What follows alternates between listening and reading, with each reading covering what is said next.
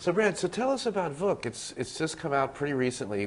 Where do things stand and what's up for the new year? Yeah, well, we launched last fall, and it was really testing. We test a series of different books and genres with great partners and great authors, and we had a really great experience.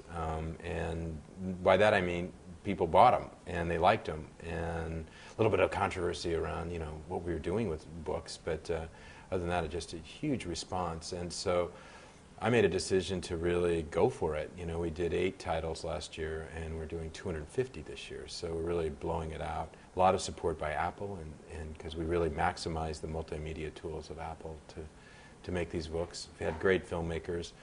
So we're coming out with a whole series of classics. We did Sherlock Holmes during the holidays. Very popular. We had 30,000 downloads in about 6 days, which is really fantastic. We were right up there with Barnes & Noble and Amazon in terms of downloads. We're doing a series of other exciting classics like Dracula, and we're doing fairy tales. We're going to be announcing a really fun project with Anne Rice. We also are working in all kinds of new technology, and one that we're really proud of our engineers has built is something we call Mother Vook. And so Mother Vook takes text from wherever, an EPUB file, whatever format any publisher or any author has, and then we take our video assets, and then we take the ability to automatically link up the text with, from Wikipedia to images. They all come into Mother Vook, and very rapidly it is published as a book. People are willing to pay, and that was really what we were testing last fall, because this controversy, premium content, can anyone do it? Well, we found out if you give the consumers a lot of value.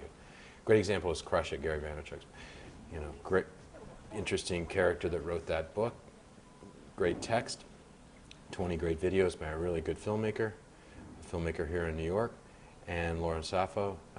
Some great linking by our linking team, put it all together, and we sold well over 5% of the amount of his hardcover book sales, which is equivalent to things like the Kindle. People on the internet grab media wherever they want and at any time.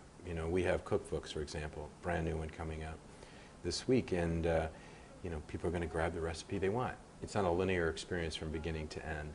And so that's the first thing we find is people come in and grab the media however they want.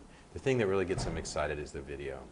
We've rendered the words very well. We got great guidance from our publishing partners like Simon Schuster, how to render video, or render text elegantly with Flash and Flex technology. But the video is kind of the prize. We partnered with the Sherlock Holmes Society, who gave us guidance.